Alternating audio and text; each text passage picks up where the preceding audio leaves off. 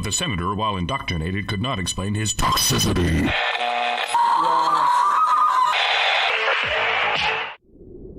Itari? Whiskey? Ah, Itari me! You could never unlock my secret. Oh no! Suddenly, don't leave me!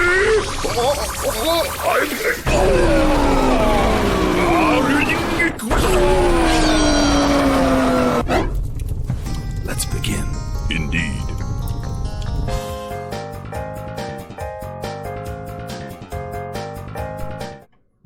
Hello, everybody, and welcome to Honey Badger Radio. My name is Brian Martinez, as you can see. Hi, I'm on my webcam today, and this is the Fireside Chat. I am joined by, actually, I didn't get your, the name we should call you, but you represent Echoplex Media, right? I mean, yeah, my first name is fine. If you need my full name or whatever, No. happy to give it out. No, I don't need the full name. So it's just Dave. Dave works. I mean, it's super informal and whatnot. Yeah. Okay. All right. Yeah. Cool. So yes, welcome to the Fireside Chat, Dave. Welcome to Honey Badger Radio. So I guess a little bit about myself, because you're also streaming on your end.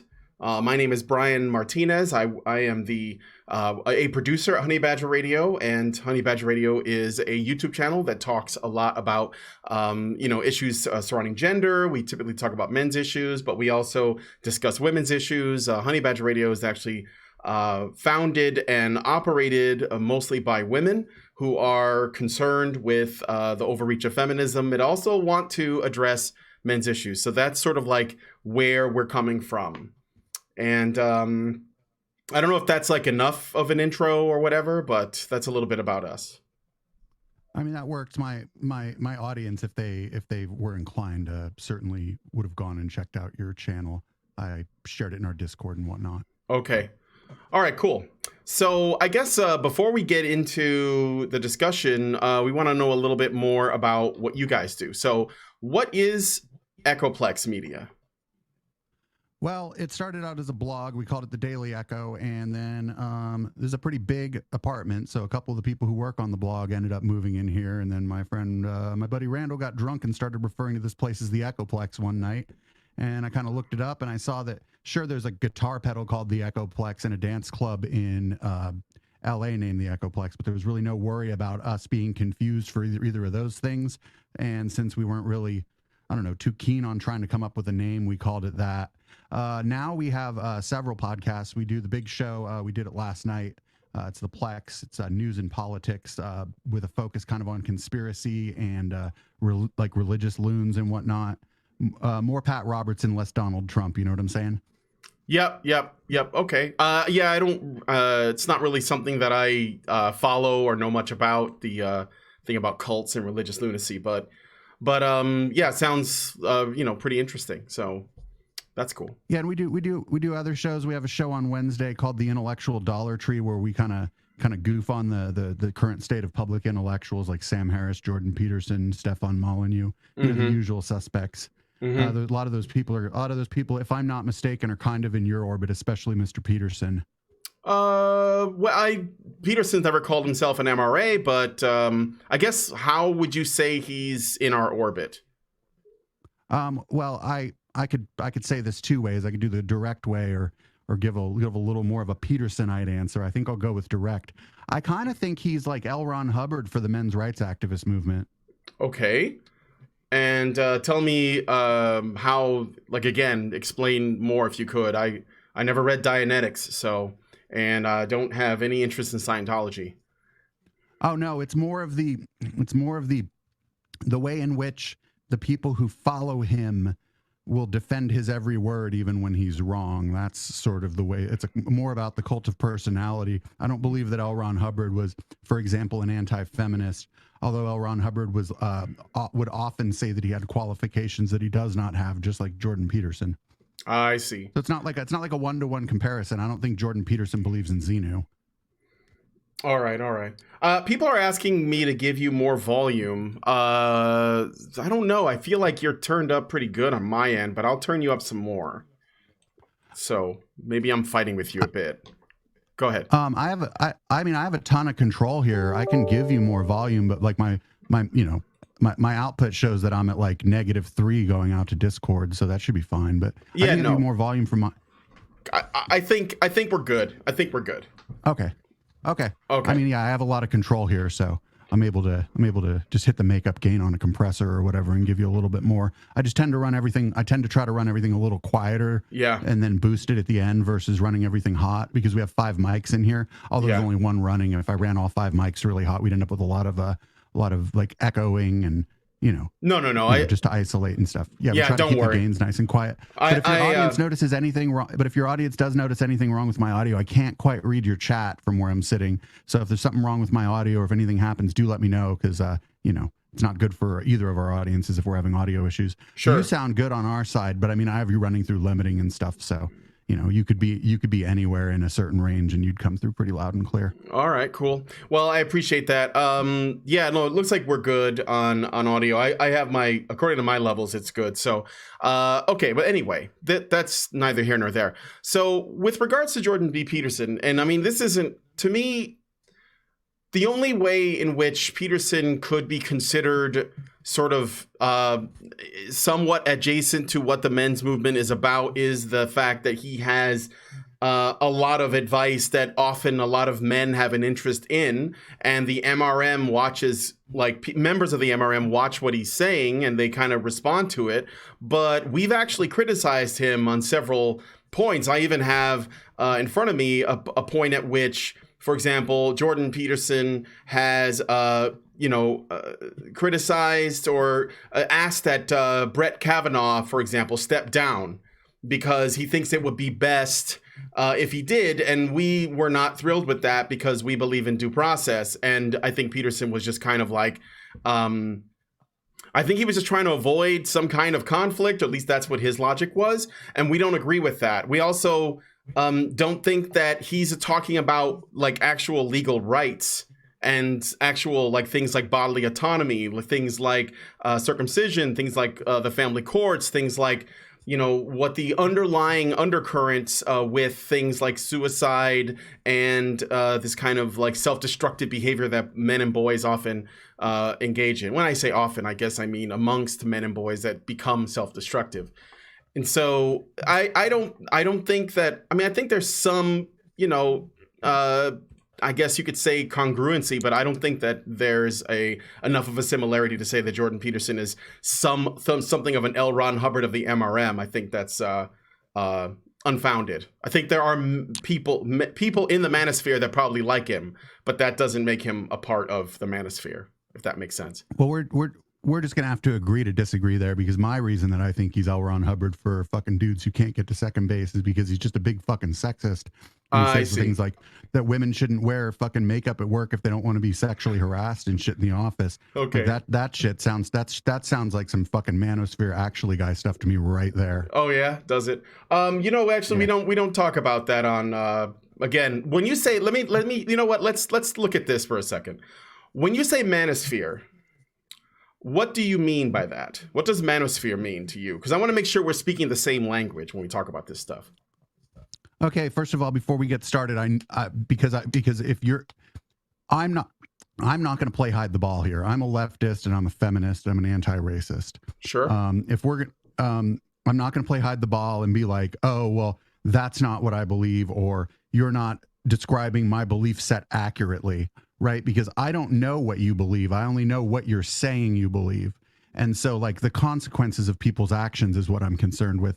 Somebody could tell me all day long that they don't believe in Santa Claus or whatever, but then they do believe in Santa Claus, and there's no way to prove that. Someone telling me what they believe is a counterfactual, at least in the public discourse, right? Because I cannot prove what someone believes. It's not like a reasonable, like, because yeah, I just don't. It doesn't matter to me what someone else tells me they believe. Like I looked at the channel and I looked at the channel. I know you're not on air very often. I didn't see any of you when I was looking at the channel the last couple days.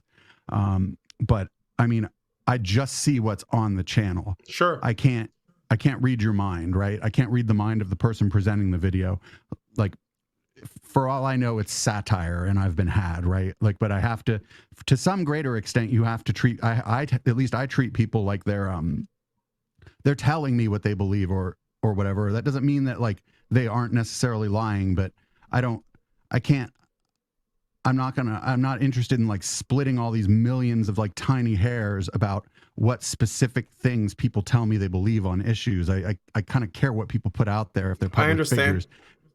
If you were just some guy I met at a bar, it might be a little more important what you tell me you believe, but you run a YouTube channel. So what you tell me you believe is kind of like, I don't care, like if that makes sense. I understand. So you're saying that you just believe what the content you see that's out there, and you're using that as the basis for what we are. But that brings me back to my original question. And I'm trying to argue in good faith here. I go into every conversation prepared for the possibility that I might learn something. So I want to know, what is the manosphere? Because if we're operating from different definitions of what the manosphere is, we can't talk about the manosphere. Well, then let's talk about the content on your YouTube channel instead, if that's okay. That's fine. Okay, so for the record, I want you to know the reason why you haven't seen a lot of my content is because I operate on a channel that's connected to the main Honey Badger Radio channel called Badger Live Streams. I run almost all of the live shows, and we're on Badger Live Streams right now. So that's the reason. If you saw the Badger Live Streams channel, you probably see the majority of the content that I produce. So I am part of Honey Badger Radio, but I exist or live mostly on Badger Live Streams because I do the live shows. Okay, yeah. I mean, I guess before we get going here, I'd have to ask, like, are you generally going to stand behind the content that you've been involved in putting out there? Yeah, I think you know what? I think it'd be fair to say mostly. Yeah, I mean, we don't all agree on everything, but I think that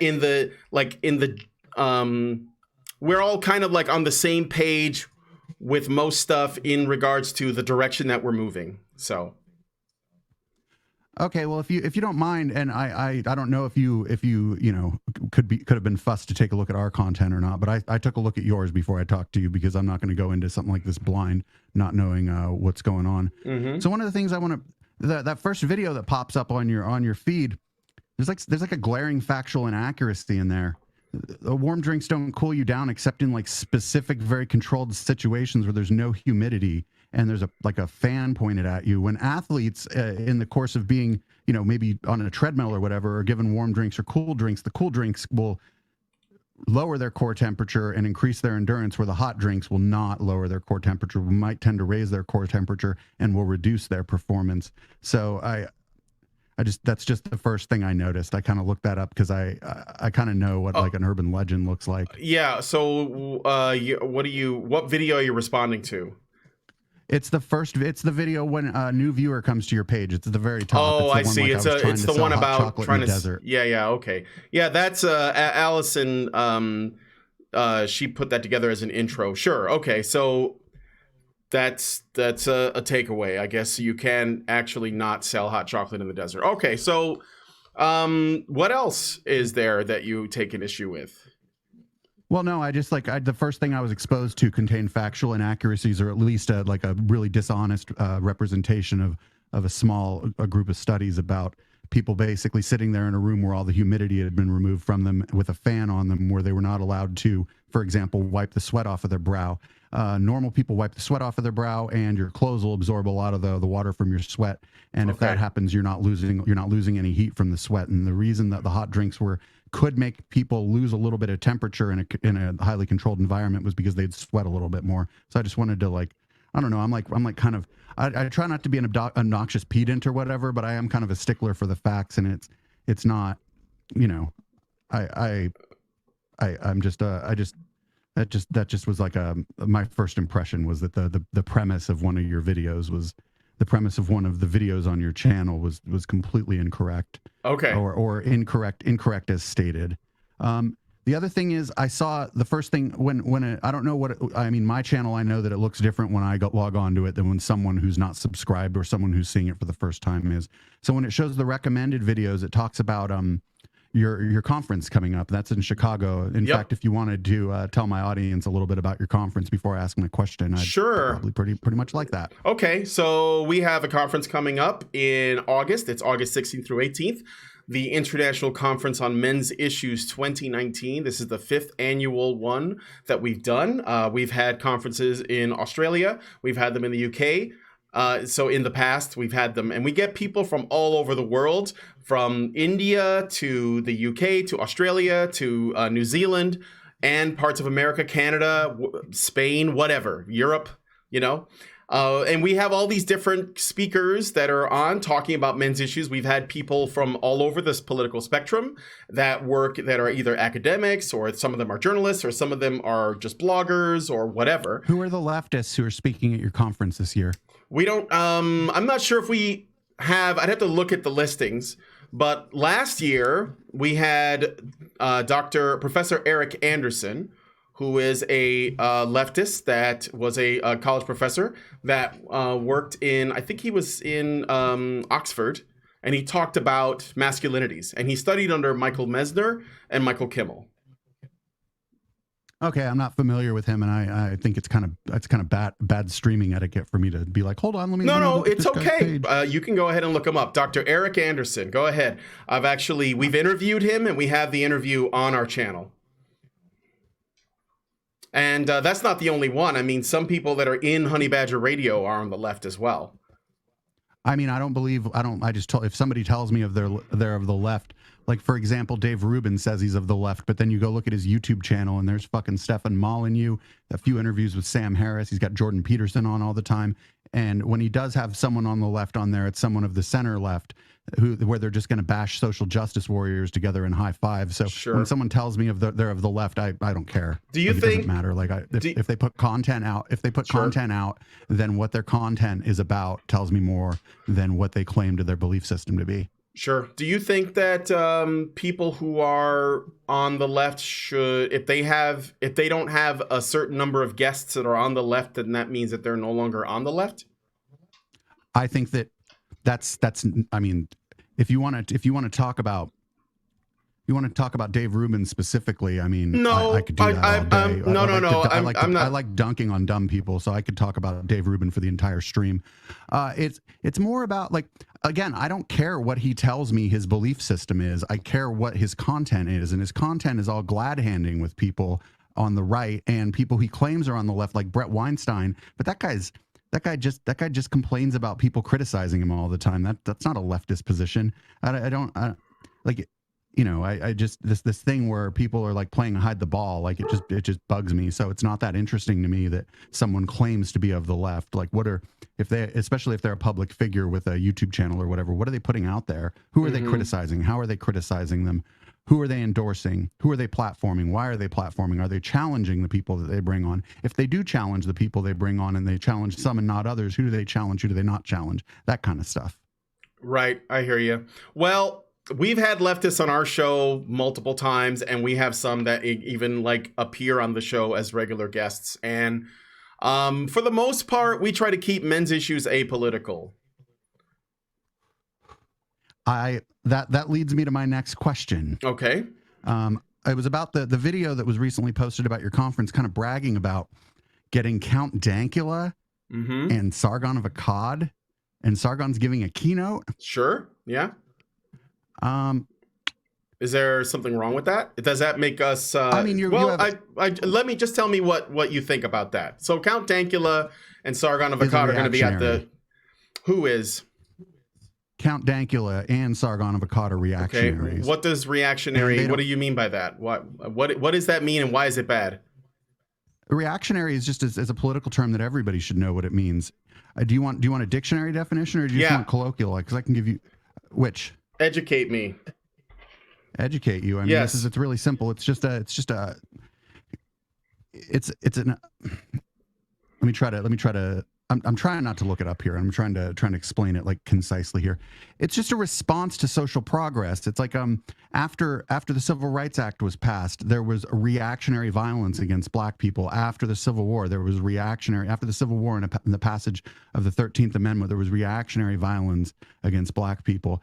You know, it kind of means what it says. It's a reaction to social progress. What is it? Okay. So how does, let's just say for the sake of argument that Sargon and Count Dankula are reactionaries, and although I don't see how that is inherently negative, and even if it was, I'm not really sure that it matters much because it doesn't reflect on Like their beliefs and our beliefs don't line up in lockstep anyway.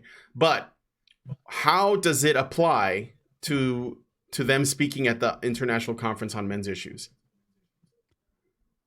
So if I just understood you correctly, who you platform and give a keynote speech to, it's not, you don't feel that it reflects on your organization or your event. Nope.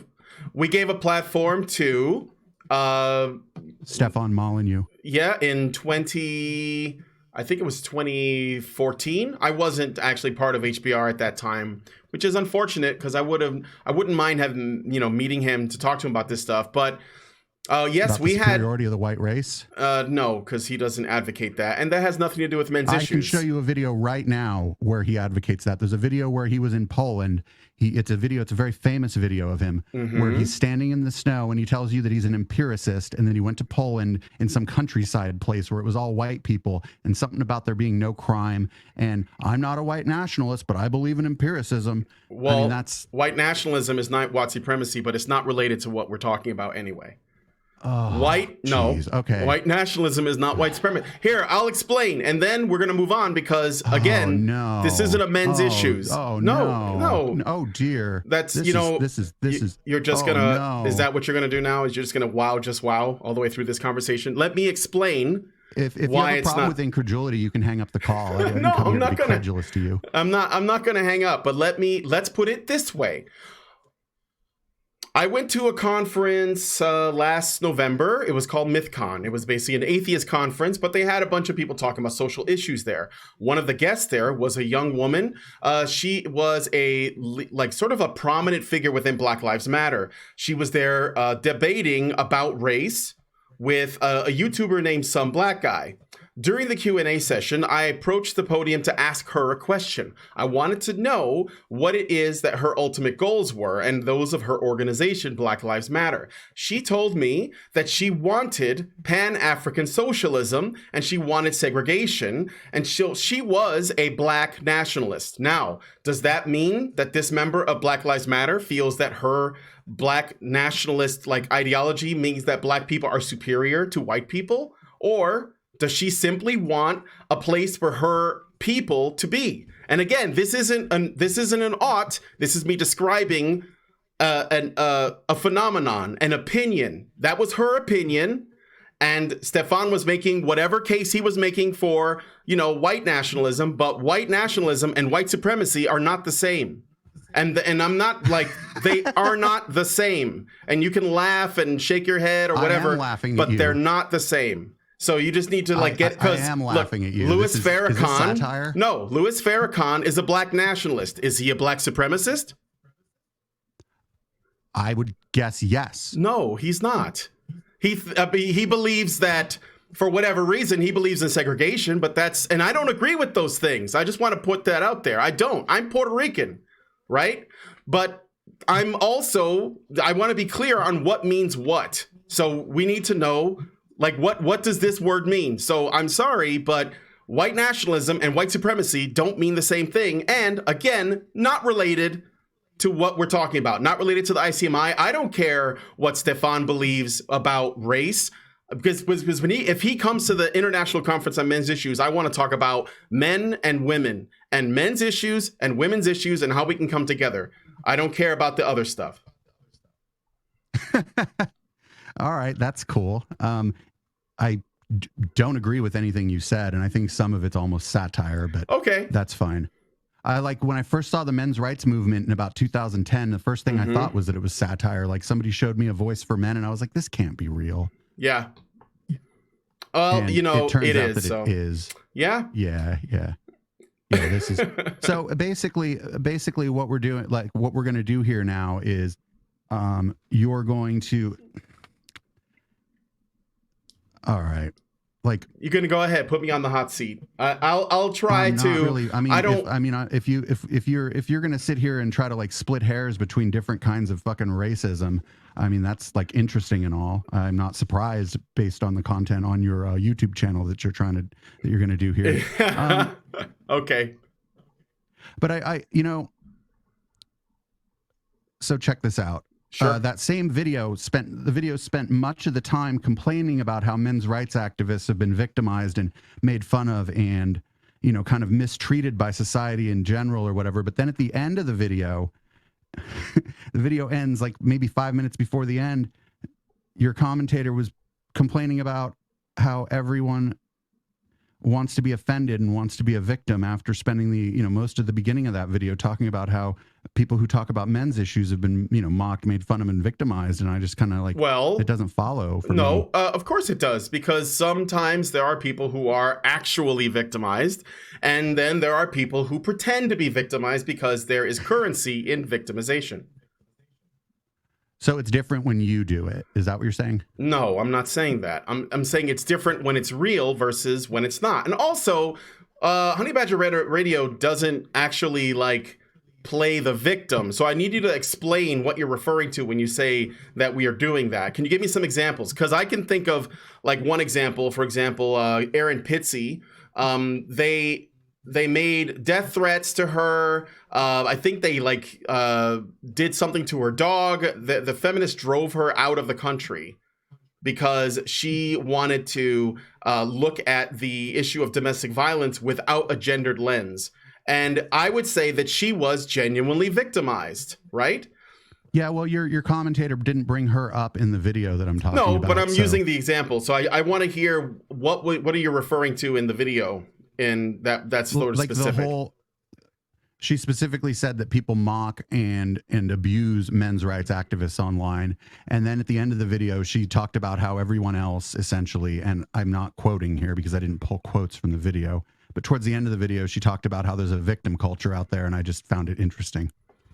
So does acknowledging that someone deals with mock and ridicule equal being a victim and crying victim?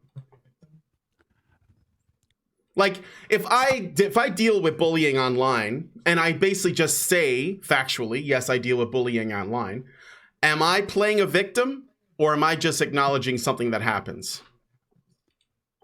I guess that's in the eye of the beholder. I just see it a little bit. I just thought it was a little bit hypocritical is all to spend like most of your video complaining about how men's rights activists are mocked and criticized and then at the end saying that there's a victim culture on the other side. It doesn't follow to me. And if you're willing to stand by like hypocrisy on your channel, I mean, that's better than some of the people I talk to. They would just say, oh, well, that's not me talking. No, I've talked to some people who just won't own. So it's not hypocritical to acknowledge when people are genuinely victimized and also to acknowledge that there are people who make a mountain out of a molehill because they want to be seen as victims and there's currency in it. There's a huge difference. Have you ever seen a person play victim so they can so you can even say that MRAs do it if you want to, but can you acknowledge the difference between that and people who actually are victimized?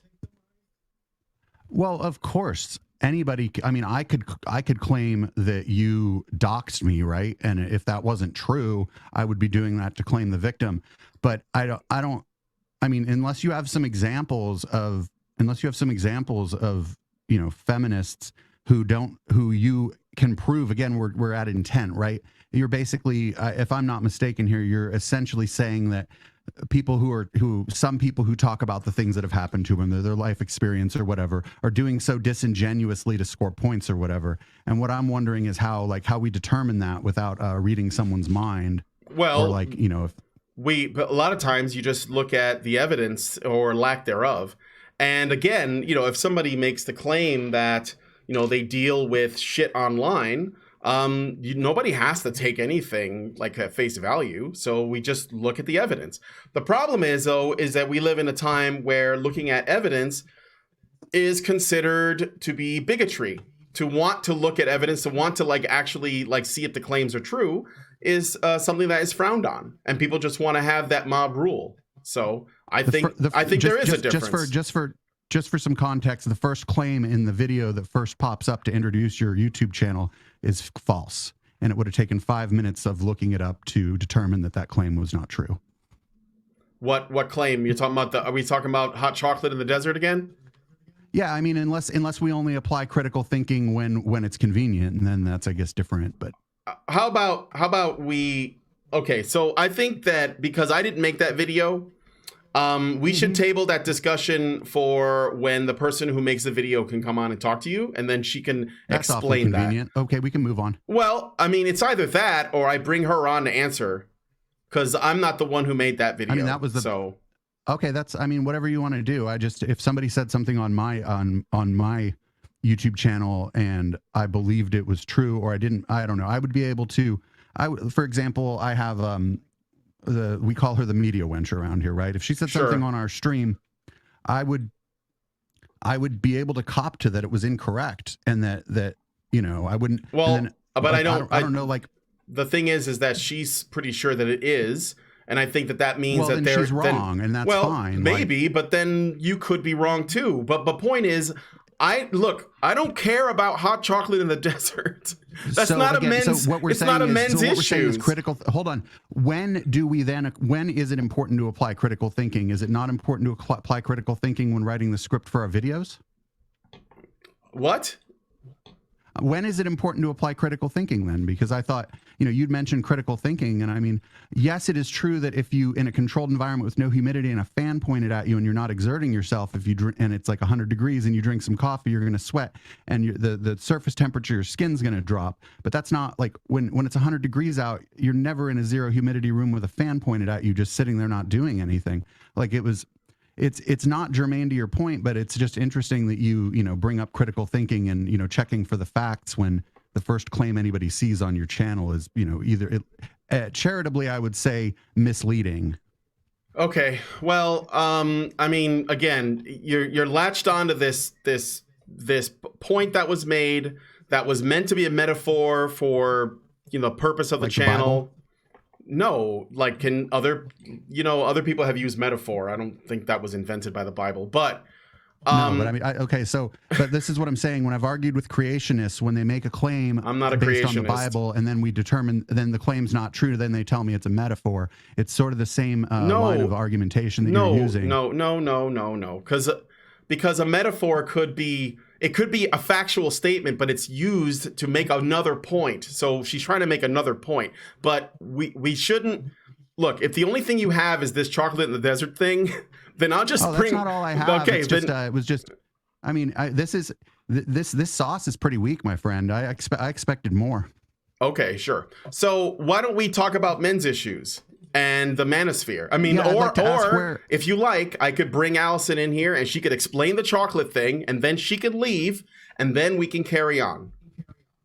I mean, I read a couple studies about it. I understand the experiment that was run pretty well. I would wager that your host didn't look at the study that was cited, because the study that was cited, the conditions were very controlled. But it just like I said, I only brought that up again because you talked about the facts, and now how convenient that it's somebody else said that, so you can't speak to it. Okay, this is I can't say I'm surprised, but I would have maybe we should do another one later where I talk to the person who makes the videos on your site, because if there's if there's any other factual inaccuracies on there, and you're going to tell me about skepticism and critical thinking, and then I bring up something you guys said that was verifiably false, that just a few minutes of checking would have found that it's not really as it seems.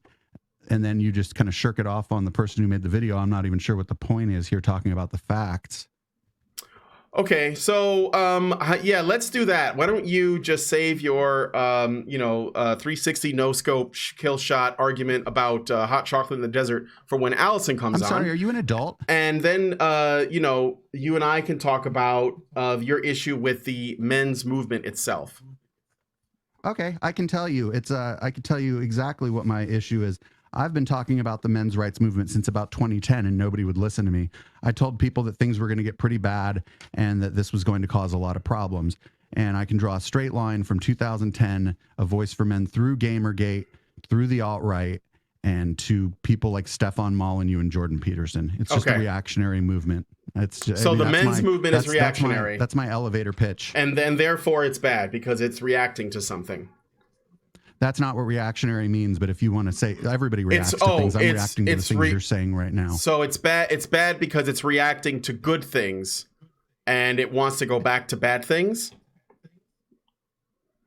I mean, if that's the only way your audience is going to understand it, sure, I guess we can say it that way. Okay, so let's start at the beginning, and tell me. You said, why don't we go to your tweets? I got that. I think you said that we were a bunch of guys who've never made it to second base, or something like that. That's a pretty good description of why the men's rights activists are mad. They're tired of being turned down. At least that's my. Okay. At least that's what I infer from the last decade or so of observing this phenomena. Like, so like a bunch of guys who are maybe average or whatever. I don't like assigning a number value, but maybe that we'd say society would have assigned a 4, 5, or 6 to. Seem to get pretty mad when women who are a 7, 8, or a 9 don't want to talk to them and stuff. And instead of trying to improve themselves, a lot of these guys just start blaming feminists for this stuff. And I don't think feminists are the reason that like a lot of these guys are having a hard time. And I think that getting into this anti-feminist sort of cult almost is like really harmful to people. So doesn't seem like you know much about the men's movement, although maybe what you're saying could be relevant to other people in the manosphere, people we don't deal with. So first, let me explain the manosphere. So the no true incel fallacy. Continue. Yeah, sure. Whatever you want to call it. That's not an argument though. So that's not an argument like Stefan Molyneux. You're the arbiter of who has a good argument. I knew that this is how this is going to go. You can continue. No, an argument involves making a case and not just saying no true incel fallacy. You're not making a case. You're just saying that this is what we are, and I'm explaining to you that that's not the case. You're the actually guy. Oh man. Yeah. Still not making any arguments. Okay, so actually. I didn't agree to some obnoxious pedantry rules that you want to do. This is what the alt-right and the manosphere always wants to do. They want to replace sometimes just verbosity, and a lot of times it's all about tone. And you're like, oh well, you can't explain that to me in that way because that's not smart and that's not an argument, and that's not how fucking people talk to each other. Like I'm not gonna sit here and play this fake smart person game with somebody and kind of let my tone be policed by people who I'm not policing your tone, dude. It's a tactic where you try to narrow the scope of a conversation by suggesting that what someone says is not an argument because you don't like what they said or how they said it. No, it's like because you're not making an argument. So no, and saying the sauce is weak is also not an argument. No, it's not. You can't just say you suck and then throw like. I mean, I can do and you like can't stop me. the Fortnite dance. You can pretend it makes you look smart to do this, but it doesn't. It's just obnoxious pedantry, and it's probably why ladies don't like the men's rights activists. It's because the way you guys act. Okay, what about the ladies who are men's rights activists? I don't know. Women can be wrong about these issues too. So are they also like why do you think they would do this then if it's just a bunch of guys who never made it to second base and can't score with women? I don't know. I don't really know what someone's intent is. Again, I've told you this a couple times. So but you know what the men's intent is. Well, no, I didn't. Well, I know that a lot of them aren't getting laid. So you know that they're not getting laid. Okay. I don't even know what to say to that because it's like there are men who are married, who have children that are, men fighting for father's rights, men fighting for child custody. I don't see how they're like there are. Do you believe? Let me ask you this: do you believe that there are legal rights that or legal issues, let's put to make that a little bit better, because I don't think rights is the best word, that men should be or have that need solving? Yeah, but here's the thing, and this came up in another interview I saw with between a non-men's rights activist and a men's rights activist. A lot of the issues that face men are things like police brutality. Like I recall during the stop and frisk in New York, I kind of went and looked around for men's rights activists talking about that, and it occurred to me that maybe the men's rights activists don't care about those men for some reason. I also noticed as we fought for gay marriage, I didn't see a whole lot of gay men's rights activists because there probably aren't any. talking about Okay. talking about marriage equality, even though half of the people impacted by that more or less would have been men. It just strikes me that, you know, it strikes me like what issues are being focused on versus like first, like for the police brutality one is a big one. Like that's almost like predominantly men are suffering from police brutality, and I don't know if you can point to me something on your feed talking about police brutality. I'd love to check it out. Well, we do talk about the fact that men are the primary victims of police brutality, because they are, and this is men without the when you put race aside and you just look at it from a gender perspective, it's overwhelmingly men of all different colors. And that's how we sort of like talk about it, because that's how it is. And also, when it comes to gay men, we actually have a disproportionate amount of gay and bisexual men and even trans women that attend ICMI conferences. I mean, do you have because do you take surveys or something? No, do you have some, no, or is this just something I'm gonna have to take your word on? Well, you don't have to, but we talk to men at the conferences, and we often find, and it's not really that surprising, a large number of them, not a majority, because LGBTQ folks make up a small percentage of the population, but a surprise, like a disproportionate number, do identify as gay, bi, and trans.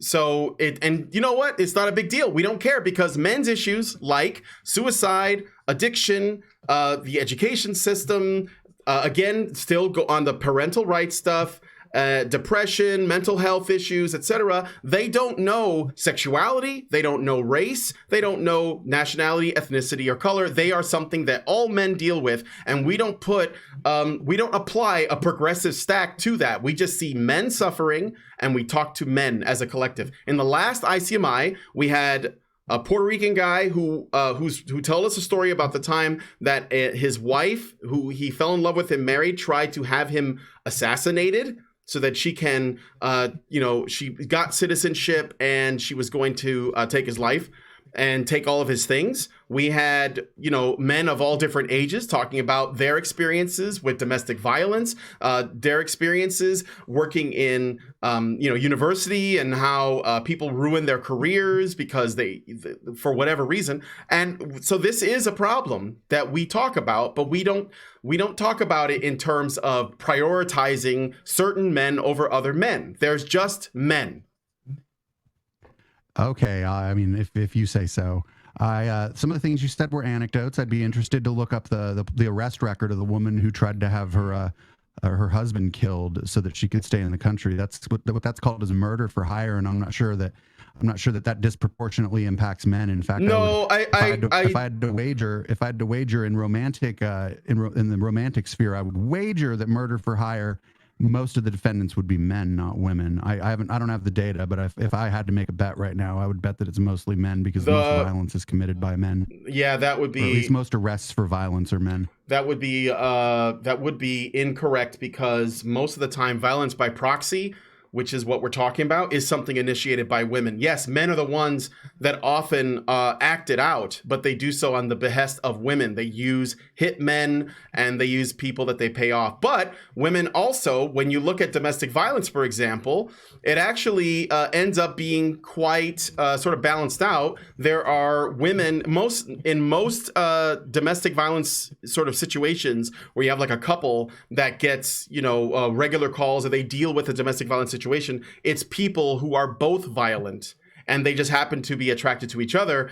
And that is in most cases. And interestingly enough, if you didn't know that, in the types of couples, well, you can look it up. That's fine. In the types of couples where domestic violence is the most infrequent is actually homosexual couples where both partners are male. And the types of couples where domestic violence is the most frequent is homosexual couples where both members are female.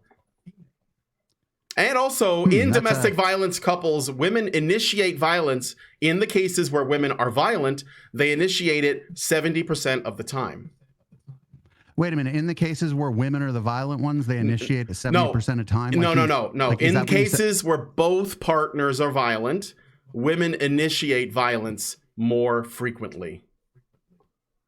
I mean, okay, that's kind of, I mean, I don't know. I'm not just going to rattle off a bunch of statistics. It's okay. Because like I don't. Like, I'm not expecting. Is, you can look it up on your own time, or we can send you stuff if you like. Well, that's the thing is, do your own research is what people who believe in chemtrails tell me. No, I can send you stuff. It's not. I'm not going to ask you to do your own research. We have everything. We have it. So I'm not going to make you do that. That's also, by the way, do your own research is what SJWs say, but that's beside the point. That's fine. That's fine. Can you give me I mean, who? I mean, people call me a social justice warrior all the time, and I would never tell somebody to do their own research or look it up themselves. Yeah. So now you know how it feels to be thrown in a basket with a bunch of other people you don't know. So anyway, no, it doesn't make me feel anything. I don't care. Sure it does. Like, that's the thing is it's all fucking like sad MRAs calling me like a social justice warrior. I'll wear that shit like a badge of honor if it's like some fucking manosphere or some like alt-right motherfucker. Like, they can call me that all day long. I'll wear it like a badge of honor. Sure. Okay. So what do you so what else you got? What else is bad about us that I can try to expand on? Oh, you know what? I got a bunch of super chats I should read. Let me go through them all. We may not be able to answer them all because we've gone for about 47 minutes. By the way, despite like us taking little snipes at each other, I do appreciate you coming on, and I don't hold any bad blood against you or anything. So iBear gives us $5 Canadian and says, one of three parts. Gay uncle. I don't know what that's about. One of the best male role models of my childhood. Oh, gay uncle is one of the best maybe that's a relative. Best friends in high school, college, and now women, trans, non-belief. But I am curious to understand from a psychological point of view, but not enable self-harm / cosmetic surgery. Me, openly tradcon with 2 left wings. Please enlighten me as to how I hate. I know this is a little bit hard to understand, so I apologize. I'm just reading it as is written. And this was sent to me. Yeah, it's kind of weird, but it was sent to me before the show started. What's a trapcom? Tradcon. Tradcon is short for traditional conservative. We actually criticize them often as well. So yeah, that's why I say we're not like we're not really that political, at least in terms of like if you were to look at the gender dynamic as two sides, which people often do, with one side being feminism and the other side being tradcon or traditional conservative, we don't really fit neatly into either because we criticize both. But it's good because those aren't the only two choices, and anybody who tells you those are the only two choices is presenting a false dichotomy because for whatever reason they might be like those are obviously not the only two choices. those are just the way that the discussion is often framed this way. I'm not saying that those are the only choices, but that is how it's usually talked about in that sort of dichotomy. Okay, so what was he talking about? I've seen a little bit of this stuff in the incel community about the reconstructive surgery. What did that have to do with anything he was saying? Is he suggesting that maybe that he perceives himself as someone that others don't find attractive and is suggesting that reconstructive surgery might be a... Well, I think he's saying that he's trans, though. So he's talking about a different kind of cosmetic surgery, not... I don't think he's talking about incel, like what they're doing to make themselves look like Chads or whatever, which I think is really sad. But no, I think he's saying that he's trans. I didn't hear that mentioned in that. Yeah, I read it mentioned in the comment. No, I read it. He says, okay, gay uncle was one of his best role models of his childhood, best friends in high school, college, and now. And then he says, trans, non-belief, but am curious to understand from psychological POV, but not enable self-harm / cosmetic surgery. Me, openly tradcon with 2 left wings. Please enlighten me as to how I hate all these people whom I love. Oh, I guess he's talking about people that he knows. So he has a friend who is trans. I see. It is merely by existing with a different worldview, experience, and priorities. Well, I don't know if he's even online because this was sent to me like 15 minutes before we started, but... Okay. Oh, if it's sent me 15 minutes before we started, then how does he even, like, how would that person even know who I think they hate? I think it's because I put links to your Twitter, your website, and your Twitch channel, and maybe they went and watched some videos or something. I don't know. Or they I mean, found the maybe, but we don't really conversation talk that we about had. MRAs much on any of our shows outside of the context of talking about Jordan Peterson on the Intellectual Dollar Tree. But even then, we don't really talk about MRAs that much. My panel would fucking mutiny on me if I talked about the manosphere a lot on the show. They're not. They don't want to that's not, talk like, about most them. of their lanes. No, it's just not their lane. Like, Oh, it's, I you know, see. it's not I something see. they're interested in. It's- That's like something I've been interested in for a long time, but I have to work with other people on this show, especially the big show. So it's a collaborative effort. So if he went and watched some videos, he'd probably see us making fun of Dan Badandi, a former InfoWars reporter. And that certainly has nothing to do with feminism No. or the men's rights activist or anything like that. No, So, we don't have anything to do with InfoWars. well, I hope not. No, I mean, They're hemorrhaging money. that's we're yeah. If we could only use men's issues to make money. All right, so Black Knight Fool gives us $5 Canadian. I'm just gonna read the super chats. It's a lot. We don't have to respond to them all unless you really want to, because I just want to get back to our conversation. But if people go ahead. have questions that aren't like, well, what about my friend whose wife abused him or whatever, because those are anecdotes, I'm like not interested in those. But if people have questions, I'd be happy to answer them. Okay. You know, I'm a polemicist and a troll, but I come here and I'll answer the questions honestly. So All right, sounds good. So he gives us $5 Canadian and says the premise of his whole religion is BS. Male feminism is an attempt to reconcile his insecurities as a man. That's not an argument, Black Knight Fool. I'm sorry. He gives us another $5. That speaks to my intent. Hold on, that speaks to my state of mind, which this person seems to think they've divined by watching me on a stream, which I would consider I'd think that's like a delusional thing to believe. Yeah. Black Knight Fool gives another $5 Canadian and says there is nobody who fears men more than the male feminist. This is about him. Never take your eyes off the issue. I date men. I don't fear them. I'm good to the men I date. There's no fear. I'm afraid of people who would maybe seek to hurt me. Like, I'm afraid of the address of my studio being published by conspiracy theorists who are mostly men, but I'm not like afraid of other men. I don't know. My friends are about half men and half women, I think. My dad's a man. He's a wonderful person. There's nothing that I've said that would indicate that I hate men. That's absurd. Okay. Brendan Rax gives us $5 Canadian and says the same conference that hosted Molyneux hosted Senator Ann Cools, a Canadian liberal appointed by Trudeau Sr. Oh, so she was that's right. She was at that on the 2014 conference. The Black Knight Fool gave us a bunch of other super chats. One for $5. This is all Canadian money. $5. He says, did he just say, oh dear, he's queer? That's why he's always using race as a weapon. He's afraid of men because he's feminine. Give your homophobic piece of shit follower our Discord. It's discord.me/Echoplex. If you'd like to have a conversation after, I'd be happy to do so. Okay. And he gives another $2 Canadian and says, does he have any heterosexual black male friends?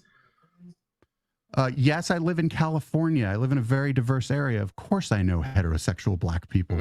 What kind of fucking stupid question is that? I don't know. And he gives another $2 Canadian and says this is about his personal sense of victimhood. Gives another $2 Canadian and says he uses race as currency for his own victimhood. Gives another $2 Canadian and says critical theory. He doesn't have critical thinking. Egregious Charles gives us $2 and says it's a metaphor, not the premise. I think that's related to the chocolate thing. Black Knight Fool gives us $2 Canadian, says he has female type brain, fMRI him. Then he gives us another $2 and says he doesn't have anything. Hold on. Do you feel like, hold on, I got to ask something, and something we've been thinking about a lot lately in the light of like Steven Crowder. I've been thinking a lot as our listenership increases, I've been thinking a lot about what kind of people we're attracting, and I've been trying to scare off certain kinds of people that might be my followers. There's this woman we make fun of. You can see I guess you can't really. You can. It's barely not in there. Her name's Madison Starmoon, and some of the people that follow us, instead of going after the fact that she's a loon who believes in chemtrails and would like call and harass people who work at NASA, would just say that she has a jaw like a man, and that, you know, they would like make sexist drawings of her and stuff. And we kind of told them to fuck off recently. And I just wonder how you feel about, you know, the people in your audience, like just calling me a queer and shit. Like, how do you, like, what do you think about that kind of stuff? Because we certainly don't want to foster that in our audience. I don't agree with that stuff. I just read the super chats. Okay. Black Knight Fool, about, like, and what kind of people are in your audience.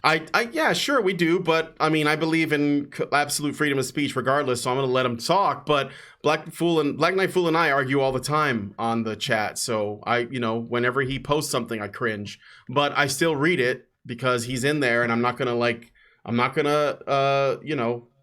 to censor him. So fuck it. He's giving us $2 every time he says something on top of that. So, all right. Anyway, so look, I'm not going to apologize for this guy. You can talk to him yourself, but he does not represent us, and nobody who leaves us a comment does. They're all their own people, and I don't police the audience. Spruce. I guess I just view that differently. I feel like while I can't control my audience, I feel like it's kind of my responsibility. It's kind of my responsibility to kind of create a funnel that will eject like shitty people from the funnel as it kind of comes down to the bottom, you know? Sure. I've been thinking about that a lot lately. It's sort of a new thing that I've been thinking about because as we've started to, as our podcast numbers especially have started to really go up, I've been giving that more thought and been talking to the people I work with about it. I was just wondering, we don't agree on that. I'm not really surprised. Yeah, well, like I said, if we did that, then I don't know. I just don't think we'd have a dialogue. Now, I'm not saying that, there are people who add much. Sometimes they don't, but it's easier to just let them talk and just leave it at that. So Spruce Moose gives us $4.99 and says, I'm unsubbing from HBR after this horrid exposure of Hot Chocolate Gate. I only wish this guy enlightened me earlier. Black Knight. Well, I mean, it's fine. I only brought it up in the context of you talking about facts and reason and saying things that were true. It's not like if the other content on this in a different context, I might have just reached out and been like, hey, here's the study that's based on, and if you just check out the methodology real quick. But in this case, when people come at me with this, oh well, we're doing facts and logic, and it just seemed like an interesting juxtaposition. If the person my Discord is discord.me/Echoplex, so I'll leave my stream up for a little bit after this if anybody wants to have a conversation. Sure. Black Knight Fool gives another $2 Canadian and says he's in full SJW mode. It's just insults. Another $2 and says he's a pro-feminist from Masculinities. Oh, I think he's talking about not you, but Eric Anderson, who was. He was a second wave, I believe, a second wave feminist, and he taught Masculinities in college, and he was at the ICMI last year. I have him up here on Google. I have a couple things you set up here on Google. I'll take a look after. Okay. Egregious Charles gives us $2 and says ad hominem.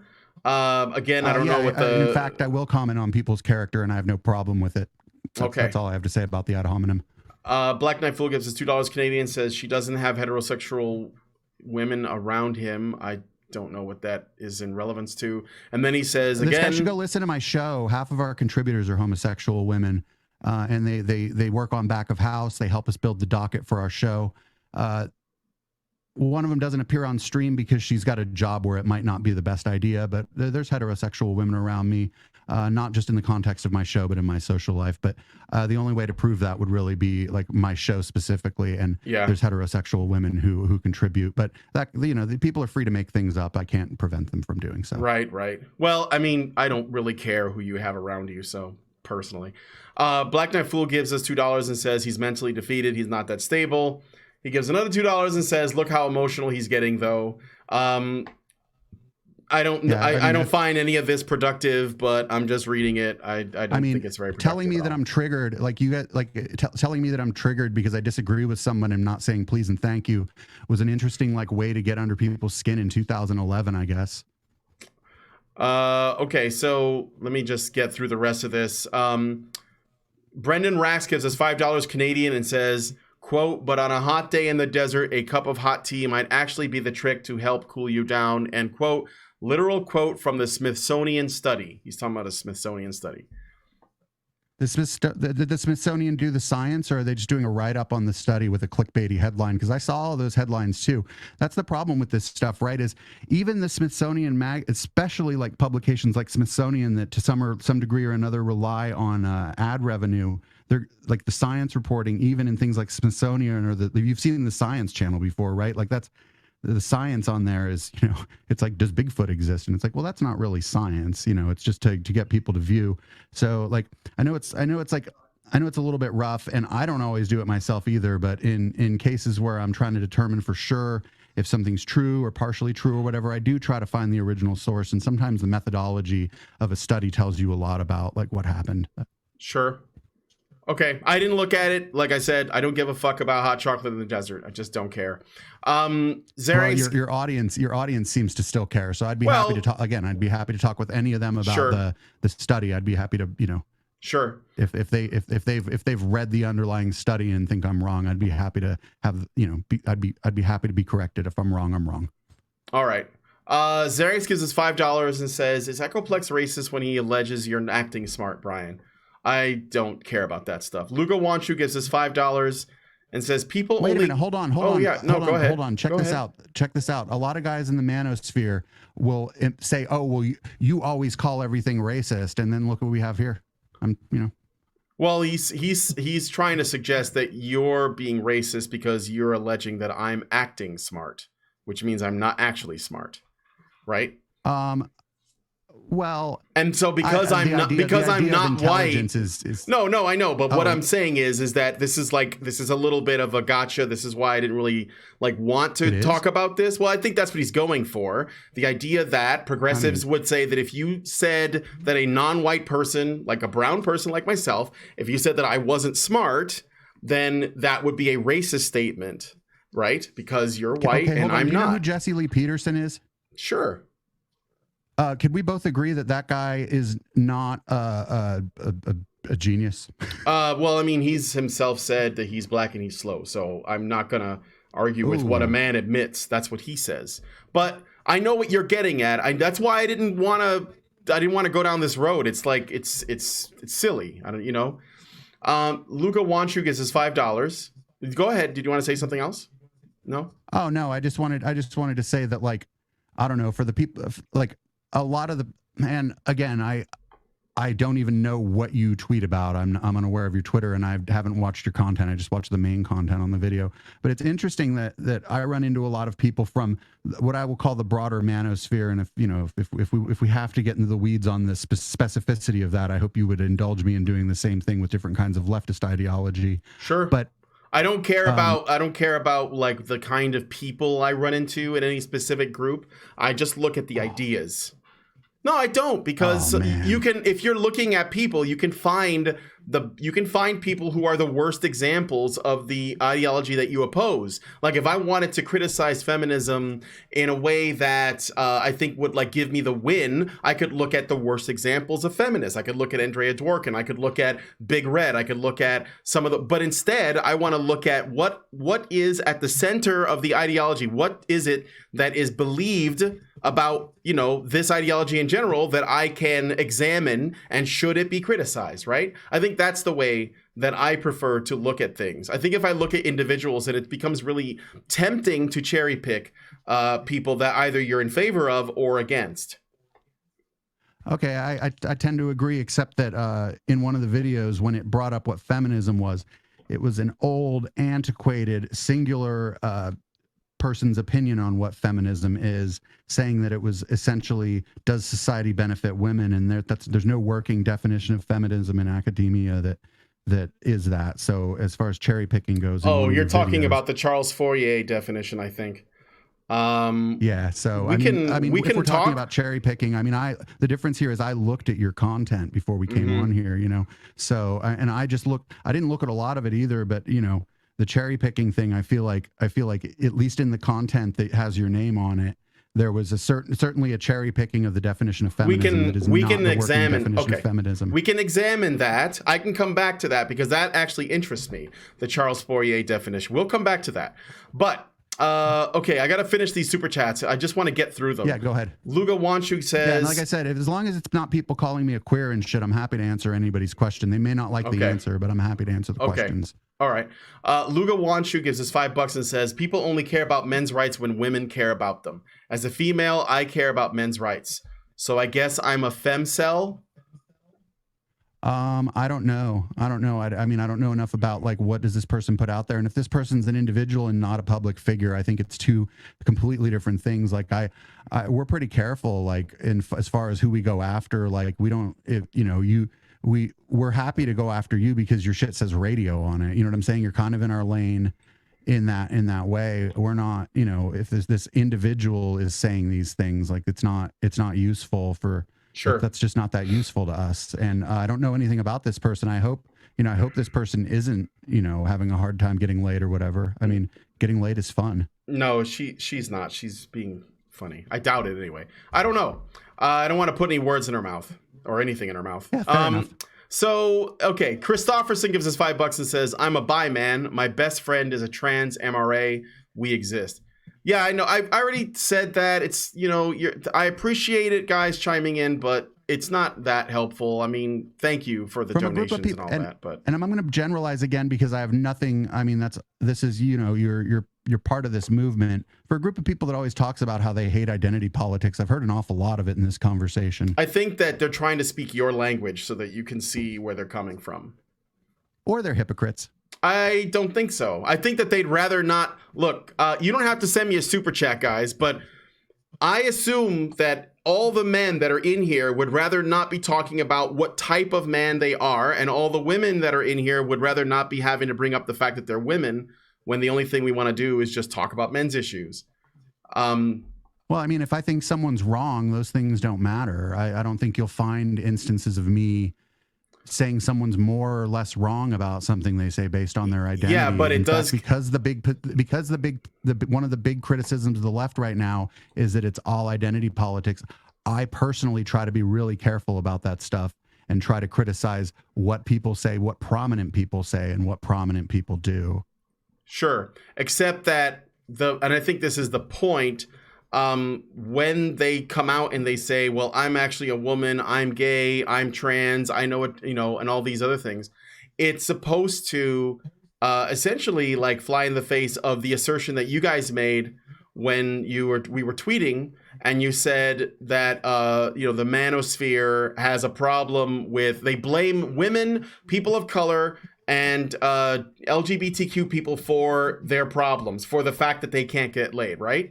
And so this is sort of like a broader movement. That's been my experience. Yes, but I don't know. And this is the thing. I don't know you. I don't think that you do that. But as a broader movement, absolutely. Well, this is the reason why we needed to like nail down what the manosphere even is, because I think that what's happening is that you're conflating various parts of something that people have called the manosphere, and these parts don't even agree with each other. And you're basically just painting us all with the same broad brush, which is a very common thing that people who criticize us do, no matter where they are on the political spectrum. But I'll read through the rest of these and try to explain that. But if you want to say, like, I'm just answering them as they come in. Like I said, okay. If people don't like my answers, that's kind of, you know, that's too bad. Yeah, sure. Polaris. Wait, shit, man. Where the hell was I? I'm like, the people keep adding more money. Polaris gives us $10 and says the Honey Badger Radio patron server has done at least 2 surveys. I don't know who has access to them, but they will show you that many of us are bi, gay, trans, etc. Luga gives us $2. Yeah, the last thing I said is what I said last is the same thing I'll say about that. Okay. Luga says, quote, I don't give the stats, but my fifis tell me, end quote.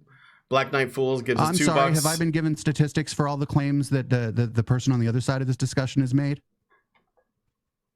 What was that? Oh, the person said that I don't give statistics, but the problem is first of all, I'm not going to sit here and like look up everything. But the flip side of that is, you know, you've said some things about statistics and domestic violence, and you know, it's not like you've provided the, you know, it's not like you've brought the receipts for that either. And that's like not how conversations work. Like if we wanted to share a Google Doc and then go over it later with people, that'd be pretty interesting because it would have all the links and citations and whatnot. We can do that, and people could take a look at it. But that's like not how people discuss things, and like it's fine. Like I'm perfectly capable of doing that stuff. But that's like I didn't come here with like a collection of links or whatever. You know, I observed your content and I'm giving my views on it and pointing out what I think is inaccurate. That's all. Right. So far, well, you know, we'll come back to that. Okay, Luga read that. Black Knight Fool, $2 says lesbians have a higher domestic abuse rate. I already said that. Zeranx gives us $10, says I'm a black male and I think you're a social justice warrior. I'm not a cudgel for you to use. My tribe is Ulbo, and Ebo, sorry, and I'm first generation born in the U.S. I hope you never tried to speak for me. I'm sorry. I don't think I've tried to speak for anyone but myself here. All right. Black Knight Fool gives us $5 and says, I told you, it's masculine men for being rejected sexually. Egregious Charles gives us $5 and says, Black Knight Fool always embarrasses us, but this is the same as this guy was doing with the MRA equals incels comment. I think of this stuff as like a bunch of like intersecting circles, not that, like, I think that the MR, like, for example, I don't think that incels and MGTOW are the same thing. I'm aware of the distinctions. I've been following this phenomena for a long time. I just, like, when I say the manosphere, it's a colloquialism. It's so that it's most people know what I'm talking about. If we're gonna try to split hairs, I can tell you the difference between a MGTOW and an incel is that an incel is, I would say that the MGTOW are almost like the hippies of the manosphere, right? They've sort of, in some ways, a lot of them seem like they're at peace with the fact that they're maybe never going to have a partner. Or they're at peace with the fact that that's sort of what they think their lot in life is. I see a big difference between the forums and boards I've been on for MGTOW versus incel. A lot of MGTOW stuff, you'll see articles from Men's Health in MGTOW groups. You know, you'll see people's workout regimens, you know, things people do instead of dating and whatnot. While I don't necessarily think that they're outside of the manosphere, I understand the difference between, especially the MGTOW and the incels, because the incels seem a little more militant, a little more angry, and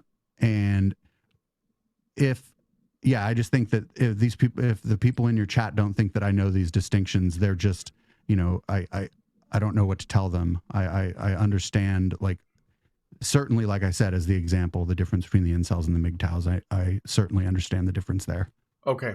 So we'll get into that. So I'm not going to read any more of these little bitty super chats. I'm sorry, guys. There's just too many, and I don't want to be here all night. Hey, any that are like calling me a queer, make sure you read, because I want people to know who's in your community. No more. There's no more that do that. I'm looking at them. And if you want to, you can go back and watch the stream later. It replays all the super chats so you can see it for yourself. There is one from Jeffrey Scott that says, Crawl Dragon, $5 says, gay MRA here. Can you explain why you believe that gay men would not be interested in advocating for men having human rights? I feel like that person has ascribed a position to me that I don't take. I feel like, I don't understand. Like, when the gay rights movement was advocating for example, marriage equality, but before that, just for like not having our asses kicked walking out of a bar, those were men's issues. Like, I don't understand. They were issues specific to gay men, but they were issues for men. Like, lesbianism, like, a lot of dudes think it's hot, right? So there is a little bit of a difference in the kinds of prejudice that gay men and lesbians receive. Especially lesbians who are what we would consider traditionally attractive. They certainly don't have the short end of the stick as far as like discrimination against LGBT folks, if you know what I'm saying. No, they don't. So I don't understand the question. I feel like advocating for what I think is good social policy is advocating for the rights of men, because 49.9% of whatever of our society is men. So, you know, things that I believe in, like single payer healthcare, would disproportionately, help men, because men are, as a group, we tend to be less likely to go to the doctor. And if it's free, maybe we'll be more likely to go, but that's just like speculation, you know? Yeah. Well, I mean, I'm not going to argue with that. I think that, issues that affect everyone will obviously affect men. Okay, Jeffrey Scott gives us $10 and says, please quote a single claim of the MRAs and cite a study, name of author, publication, and data publication, and that disconfirms this claim. Put up or shut up. Which claim? Any claim. He says, quote a single claim. Any claim? Yeah, any claim that we make. So, for example, and I mean, look, you don't have to answer this question. This is super chat. Like, we don't have to. Well, no, I mean, I'm happy to answer these questions, but a lot of them are statements put in the form of a question. Yeah. This person's statement is, "You can't debunk me."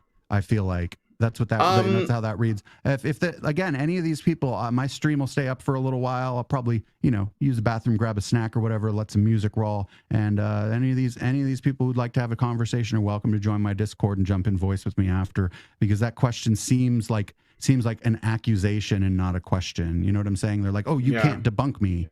And like the people online who are all debate me. The problem with all of them is when someone offers to debate them, usually it doesn't happen. I'm going to give you guys some props, you guys and gals over there at Honey Badger Radio, because most of the time when people say, oh, debate me, they don't.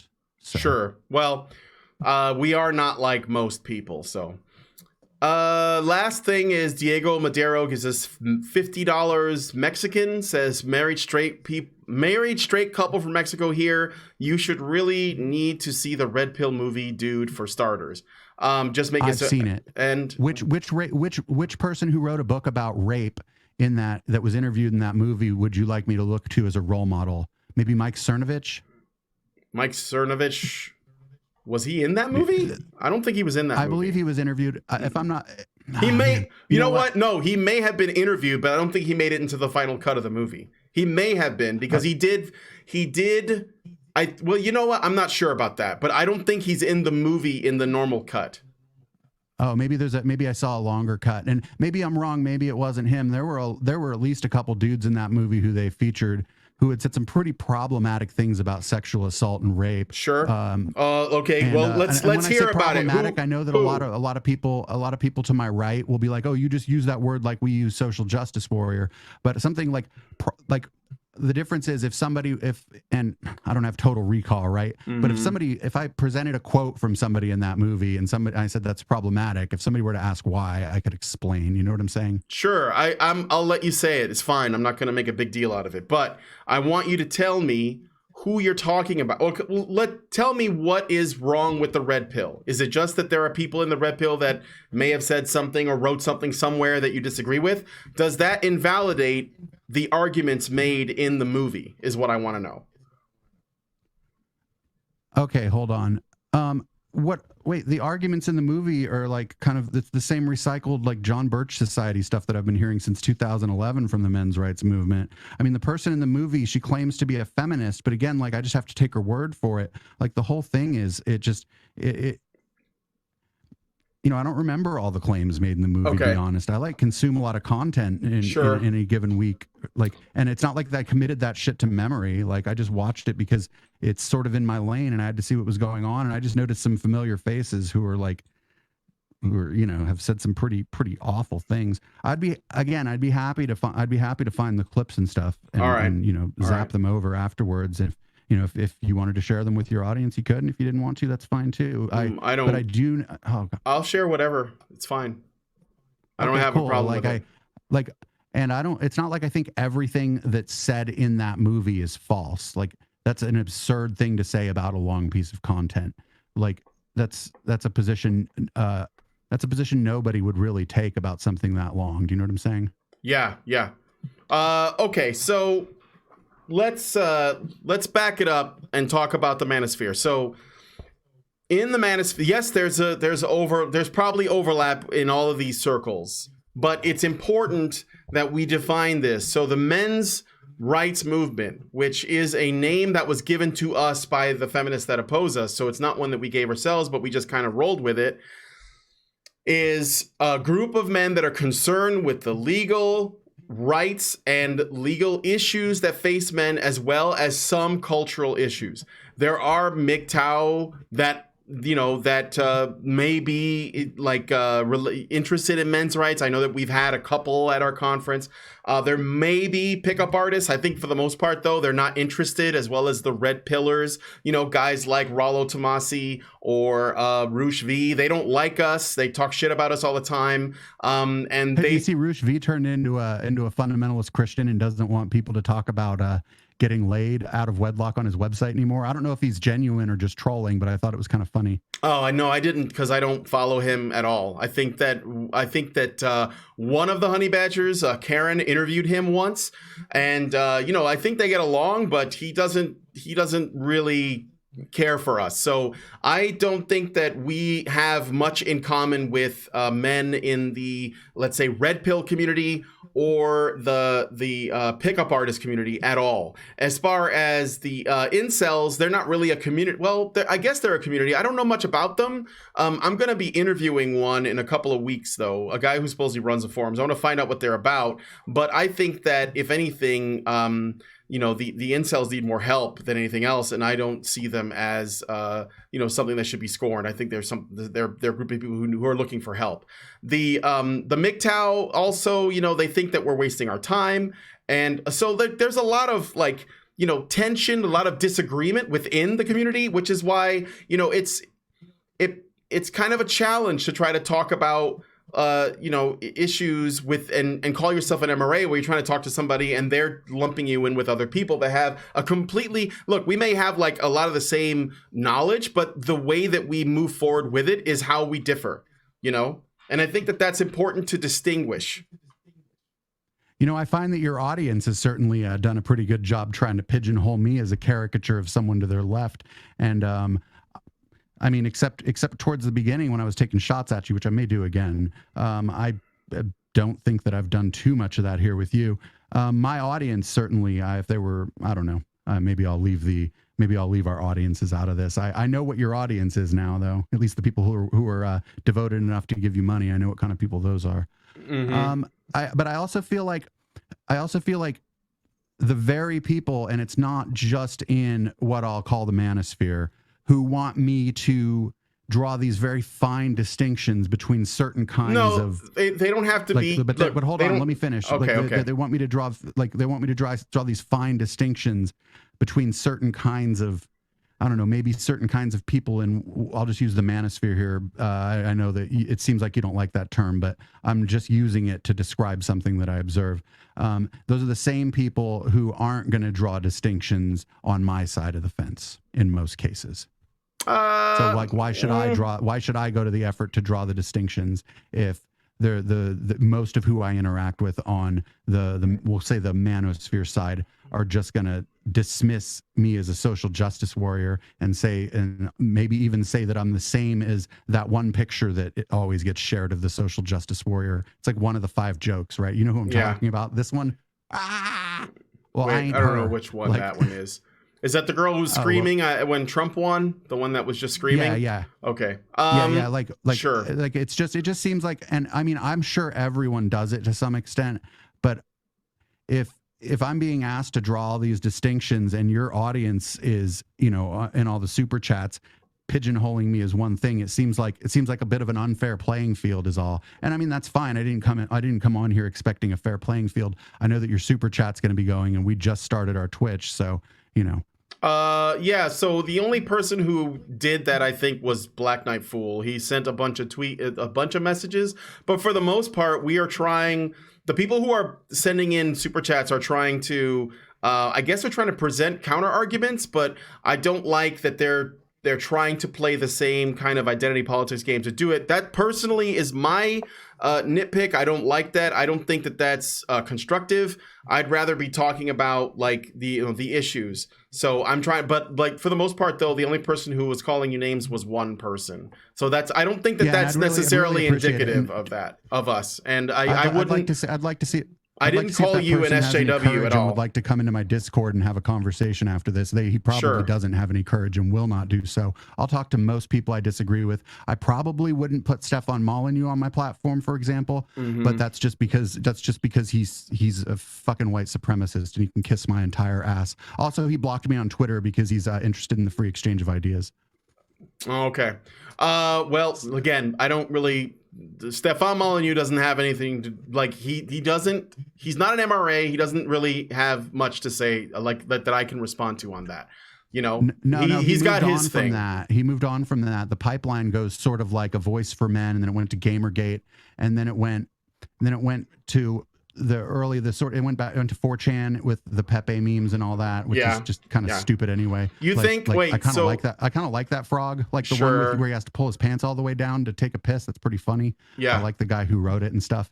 But I feel like it's on a continuum, and Stefan Molyneux's evolution from, I think he was first doing anarchist philosophy. My buddy Sam talked to him on a podcast, and then he moved into sort of men's rights activism, where he was telling like young men to like leave their families if their families didn't share their view, which is sort of Scientology like.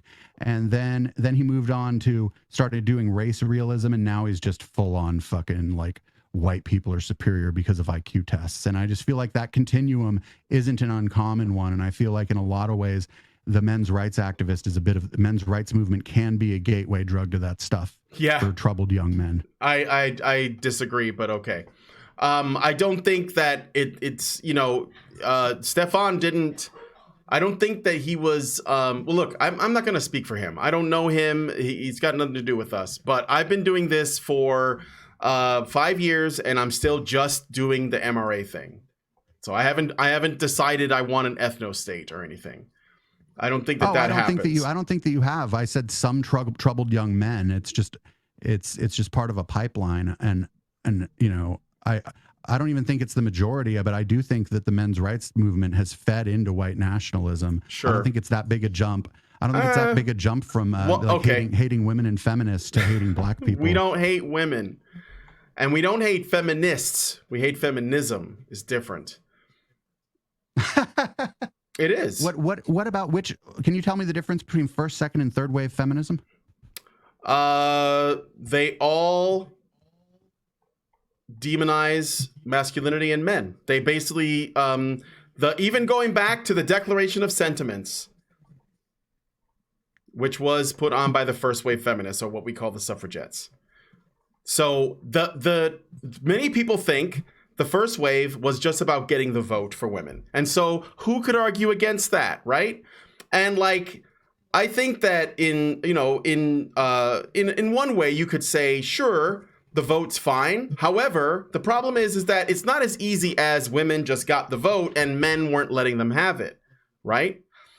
Feminism has been anti-male since its inception. Is basically, and the thing is too, is it was going against a system that it claimed was oppressing women, but it never did. Women never suffered oppression, not exclusively, and not because they were women.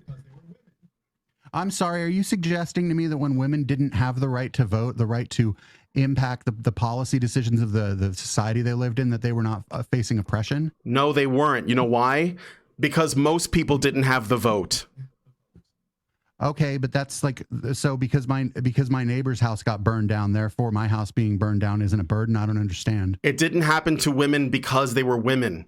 It happened to people who did not own property. See, to have the vote, you had to own property at that time, right?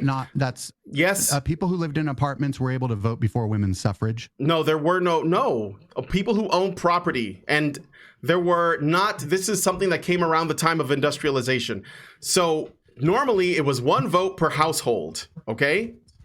That means that typically the man went out and voted, but there were also women that voted in case they were widowed women. And there were also some states in the United States where women were voting before the 19th Amendment was passed. It had nothing to do with them being women. The property ownership requirement was removed in 1828. Women did not receive suffrage in 1828. It wasn't all men that had the vote either, though. It was people who owned property. It wasn't all men, because that requirement was removed in 1828. Women's suffrage happened about 90 years later. Women were still not allowed to vote after the property holding white males could vote rule was removed from the vast majority of the states. Hold on. People are sending me messages. This stuff. It's not like these are like, this stuff's common knowledge. Like the voting rights stuff, it's something I've been I'm pretty well versed on, and I knew that I thought it was 100 years before, but it's 90 years before. People who lived in apartments could vote in the 1828 presidential election. They didn't have to own the property they were in, but women who lived in an apartment couldn't vote. So that's like, it's not true, like what you said. There is more to this. Alison knows more about this stuff than me, but I will say that the men were given the vote, but only under the condition of conscription. That was the draft. They didn't. That's not what happened in 1828. Absolutely not. That's not the case. In 1828, People, Go ahead. men, whether or not they were in the military, whether or not they had served, were able to vote. White men were able to vote whether or not they owned property. The first presidential election that happened in was 1828. This is like a historical fact, and it's not like even some esoteric thing. In It what was a big thing in the timeline of voting rights in the Was United this all States. over the country? This 1828 thing? The vast majority of states. So It says the vast majority of states. Yeah.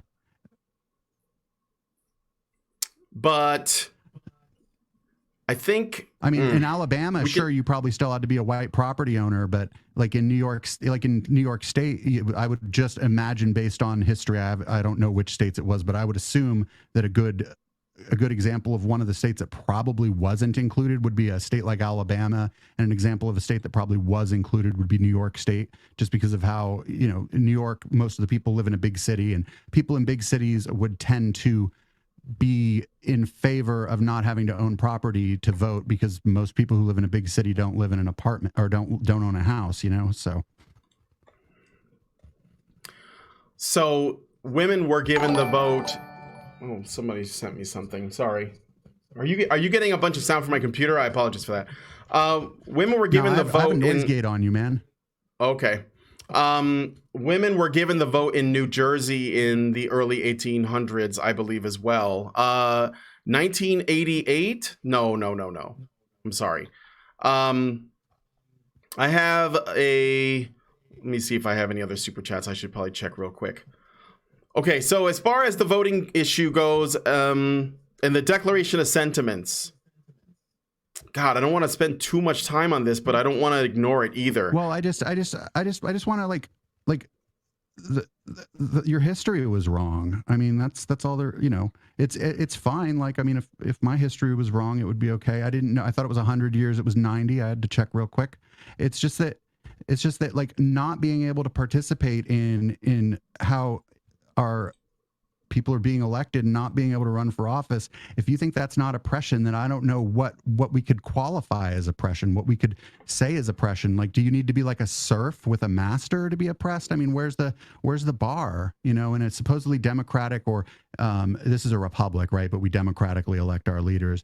In a society where we supposedly democratically elect our leaders, the 50% or 50.1% or whatever it was at the time, who were largely not allowed to vote, I would suggest that's oppression, especially as somebody who votes all the time and is politically active myself. If I all of a sudden couldn't do that because I was a man, then I would be pretty pissed off. Yeah. Well, the history of the vote is not like my strongest suit. So I'm sorry. I'm getting like people fucking with me, but I will get I can get you in touch with somebody who can talk to you about that. If you like, I could even bring her in. Alison knows more about this than I do. I mean, sure, if she'd like to tell me that she's got better information than the historical body of knowledge on the right to vote, then I'd love to hear that. All right, I'll just add her to like talk about this really quick, because it isn't really something I know a whole lot about, or at least not as much as she does. So give me a second here. What, your camera turned off for some reason? Oh, you gotta like accept the call. Hold on.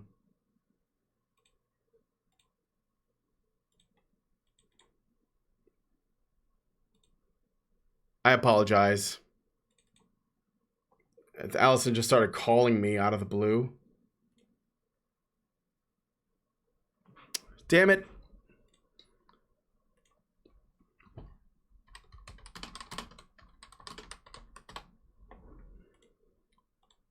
Alison.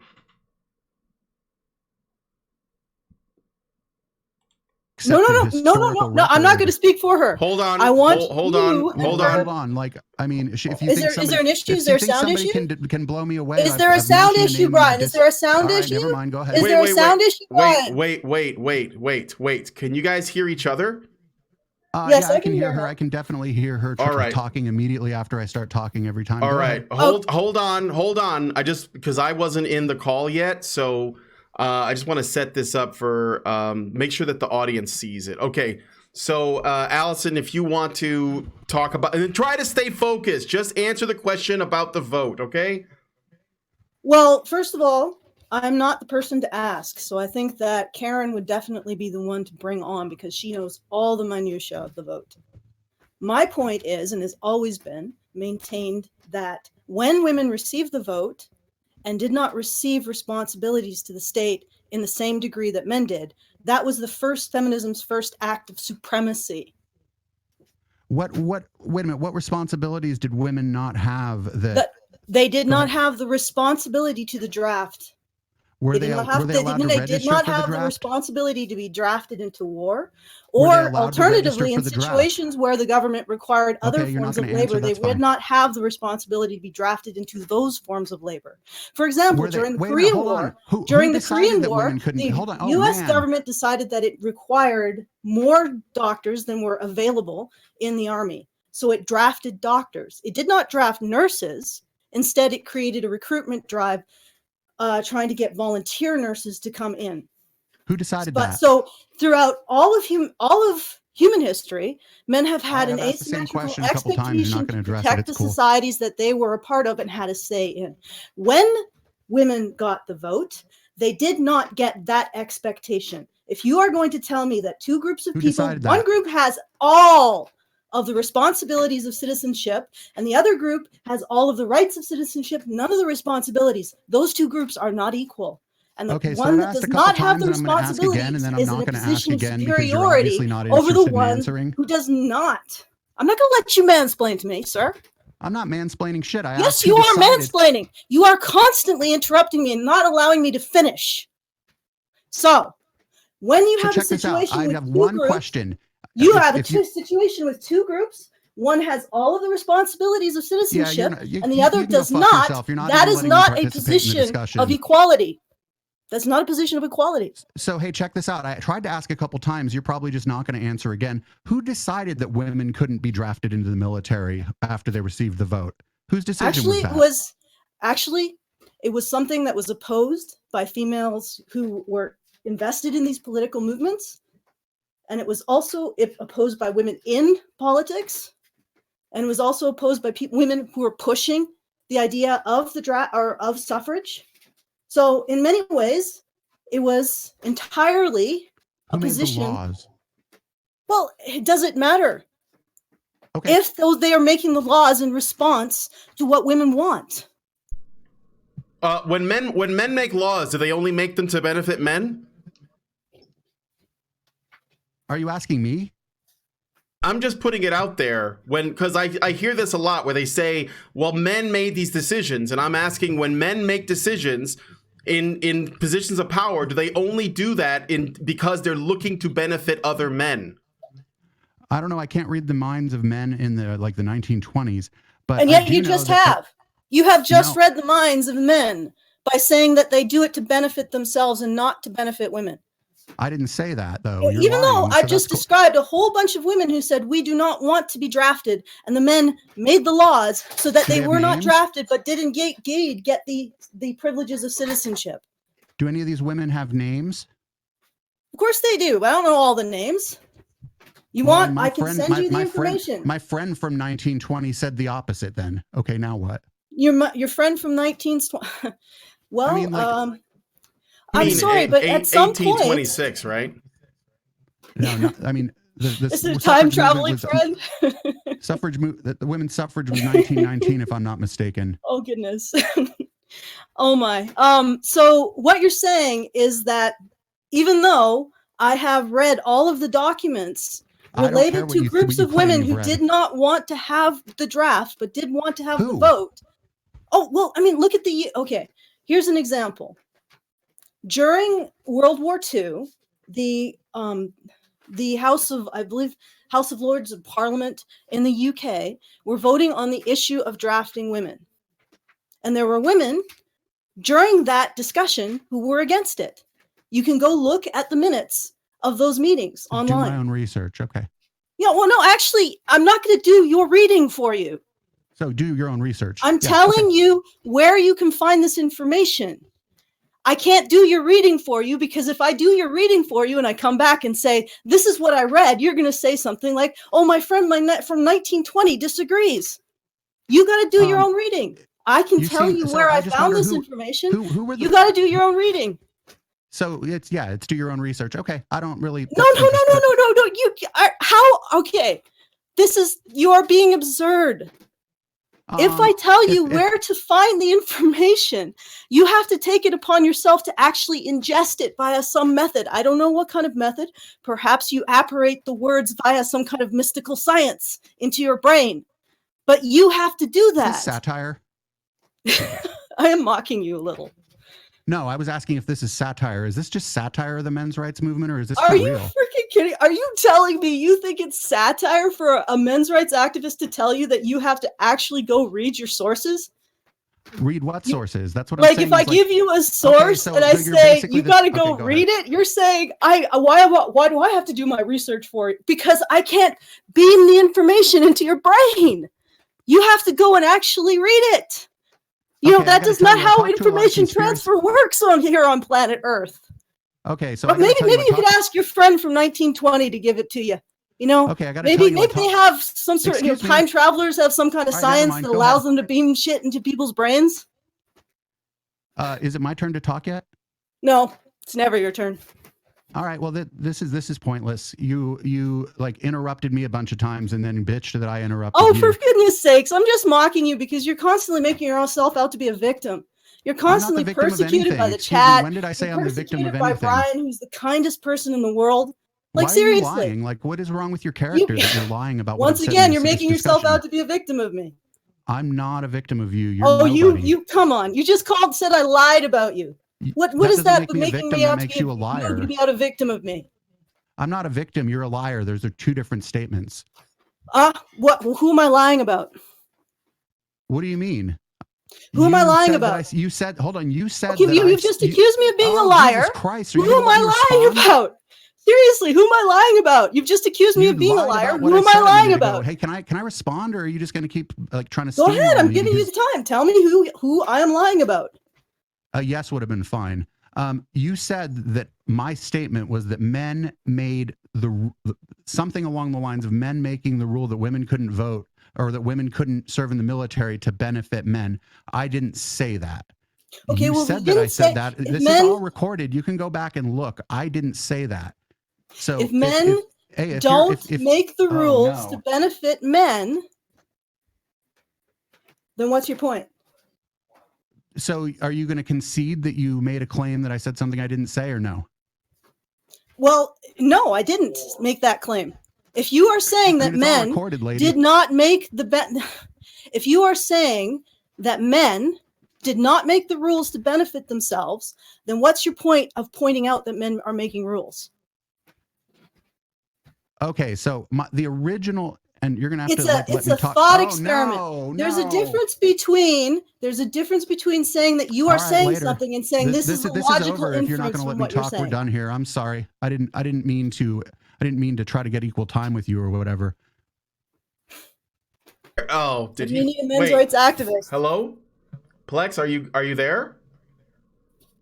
Oops. Did he leave? No, he's still in the call, I think. Really? Yeah, I just turned off. Yeah, he just turned off his video. Check this out. You asked me a question. I started talking, and then you started talking again. I don't know what kind of media training you have, but if someone else is talking at the same time I'm talking, it's bad for my stream and it's bad for the audience. So if you start talking when I start talking, I'm just going to shut up. And that's sort of how I do, because I do panel shows all the time. So if you're going to ask me a question and then I start, okay, go ahead. All right. First of all, when I was talking, you weren't shutting up, and I was directly answering your questions. You asked me, weren't, but it's all right. It's cool. Yeah, you asked me. You asked me about the issues of the vote and the draft, and I explained that to you while you were interrupting me. But regardless, let's move on. We can be more polite to each other from this moment onward. We'll have I have no intention of being polite to somebody who's legitimately just lied about what I said. There's no point in being polite. Okay, wait. So I lied about what you said. So you are the victim here. Okay. I'm not a victim. Let's unpack this. Let's unpack this. Let's unpack this. Let's unpack this. Hold on. You're saying that I lied about what you said because I said. Now I'm leaving the call. You said that I lied about what you said. Call. Thank you. Because I said, why would you bring up Alison, Alison, he left. He left the call. He dropped out. He rage quit, whatever you want to call it. Oh man, that's a man who can't handle his women. Oh wait, he's gay. It doesn't matter to him. Was this the outcome you were worried about? No. I didn't expect it to be too constructive, to be honest, but I thought it might be fun. And well, you know. Yeah, I know. I know that you were desperately trying to get in here, but I didn't want to be unfair and bring in somebody else. So, and I know that you were I got like a bazillion messages from you, Alison. You were really like down up in my ass. It was a bit distracting, but it's fine. Okay, I'm sure he's just gonna run over to his stream and say that he won, and you know, and that we're just so rude and bad and homophobic and all this other shit. Whatever. Well, can I just put something out there? I would like to defend myself from his last accusation. Number one. Please don't explain the hot chocolate science.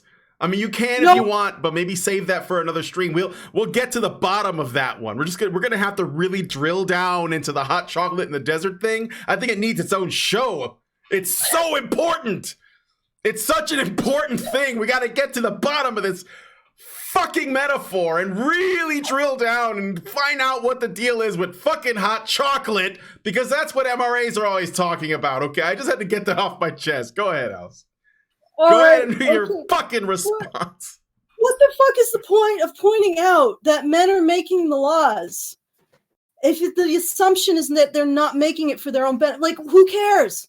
If men are making them for the benefit of the people who raised them, like aka women, then who cares who's making the laws? What matters is who they benefit. Yeah. And I'm pretty sure if I did actually put words in his mouth, I'm sorry. It wasn't my intent to assume that he was saying where he was going with his argument was that men somehow are benefiting themselves with these laws because they're making them. Sure. Like, otherwise, I don't really understand the point. Well, men make the laws, but the laws benefit women. So who cares who makes them? What ultimately matters is what they do on the ground. Yeah. How they affect everyone, like men and women. Just the men and women who are just walking down the street. Anyway, I came into this. I have been running around like, oh my God. I bet. Well, you know, if I'd have known that you wanted to be on from the beginning, I would have just brought you in and like silently just monitored the stream and read the super chats or whatever. But I actually shouldn't be on here because I am sick and I have to fly tomorrow. But I've been like literally drinking apple cider vinegar, so I'm hoping that'll kill whatever's inside me, incubate it. Yeah. But, well, I mean, I'm sure that he was gonna go there, but you had to let him go there on his own. That's like the way I, you know, because I want to, when they bring up, you know, basically the whole conversation was just like, how can I connect you to the worst people that I can imagine on the internet? And then he tries to do that, and then those people aren't even that bad. And it still isn't important. He was like, well, you had Stefan Molyneux on. Well, so? The men's movement leads to white supremacy. What? Fuck off. Yeah. Like, this is all guilt by association? Is that all you got? Hot chocolate, guilt by association. Got him. Like, seriously? Okay, guys. I know you're chiding me for jumping on this guy, but I also knew that this would never end because this guy is so... He seems really dishonest in his. Oh no, it was definitely a bad faith actor. I mean, he basically came in here with. Sure, I mean, like, you know, he He had some data somewhere about the vote, but I didn't even think ultimately it was all that important, because ultimately I wanted to get to the draft, which women didn't have to do. And still, you know, if that's like, I'm sure that that's the clip he's going to play over and over, because I've watched his streams on Twitch, and that's what he does is he watches a clip. I think that he talked a little bit about this guy from InfoWars, right? And there was a Hey, babe. Hey. Do you want to be in this conversation? Are you? We're still live. Yeah, but your camera's on. Yeah, the camera's on. Yeah. No, I don't want to. Yeah, well, you're on camera. There goes my wife. Anyway. Oh man. Okay, so all right. Here's the thing. I was listening to this, and I'm like watching how you're very, very calmly, like just giving him plenty of rope. Yeah. I think that the voting thing was you probably should have just cut right to the draft, but regardless, you're giving him lots and lots. I'm like, you know what? The sausage is never going to end. No, I know. It would have just gone on and on. And I was looking at the time, like, what am I going to do? Seriously, you would have been still streaming when I touched down in Chicago tomorrow with this guy. Yeah, well, I mean, I'm of the opinion that if I just let him talk and make his accusations, that'd have been fine. And I think that there's plenty of that. I mean, clearly, you know, this is someone who says he watched our content, and then his evidence that he watched it is hot chocolate. Like, that just tells me he didn't watch it, because I'm sure that if you really watched it, you could find something else that you could probably bring up. My first impression is you started with a lie, so obviously the rest of what you're saying must be bullshit. Obviously. Actually, can I just defend it a little bit? The hot chocolate thing. He's misrepresenting the study. He's misrepresenting the study. It wasn't just people sitting in front of fans. It was cyclists, and they had the fan. They used the fans. They didn't use the fans to cool off the cyclists but to move the air to keep a standard evaporation rate as the cyclists drank liquids of different temperature. And they did find that the hotter liquids kept the cyclists cooler. Yeah.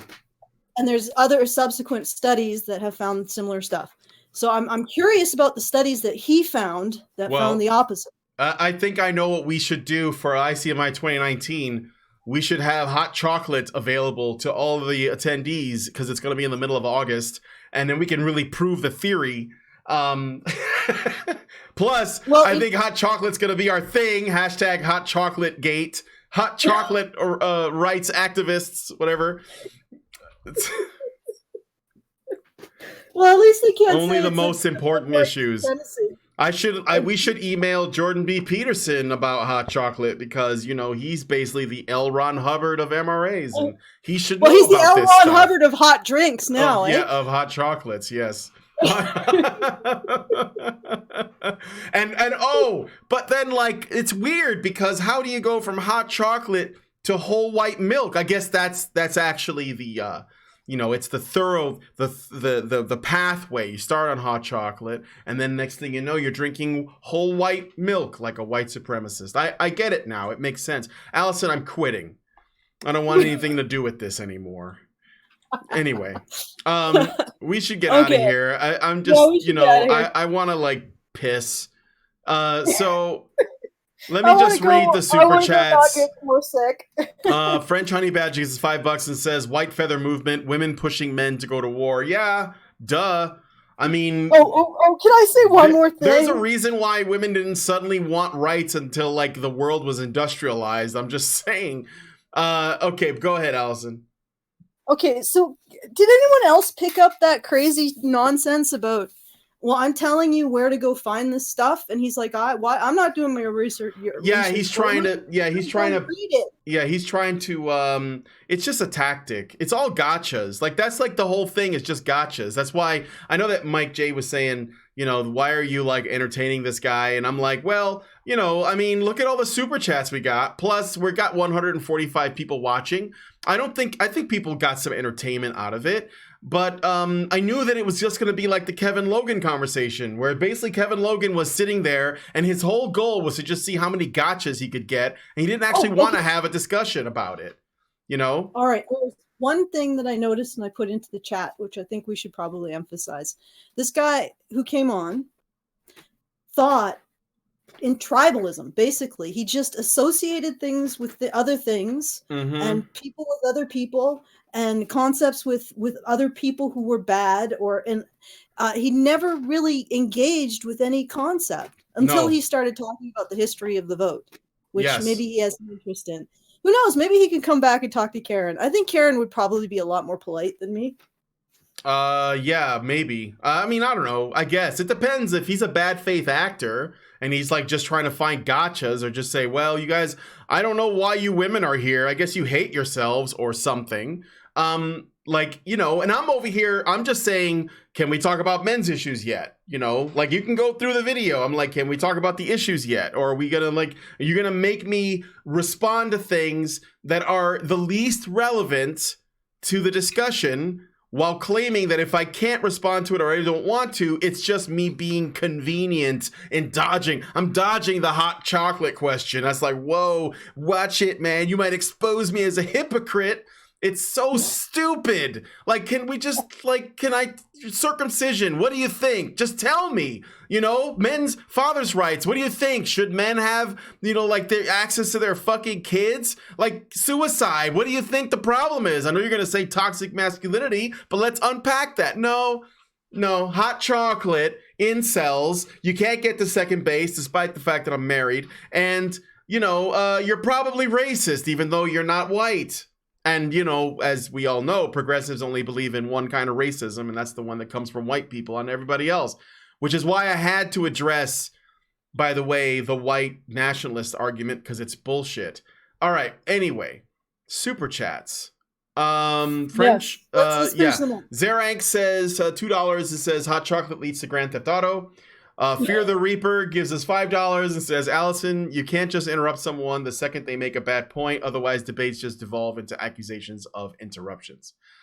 Polaris 589 gives us $10. It says, Doge, you have the patience of Job. Here's a tenner. Thank you. It's just going to go to HBR, though. Troy Davidson gives us $5 and says, he's lefty Jim, internet proletariat. His noggin was jogging the whole time. Oh, he's lefty Jim. Yeah. Yeah, well, you know, again, I don't think that there's I don't want to say that I know what he was thinking, but I don't think the goal was to actually talk about the issues. I think it was just, here's what I think MRAs are. Like, he didn't even think Cassie J was really a feminist. Like, he's just like, well, I'll never know that for sure, but I know that based on the fact that she talked to these guys and ended up agreeing with them, something's wrong. Got the old noggin jogging. The walnuts are, warming up, I guess. The almonds are activated. The guy just thinks in tribalist. I said he thinks in tribalist blurs. So he doesn't actually engage. He doesn't seem to engage with concepts on a logical level. It's just about associating something with something bad or something good. That's it.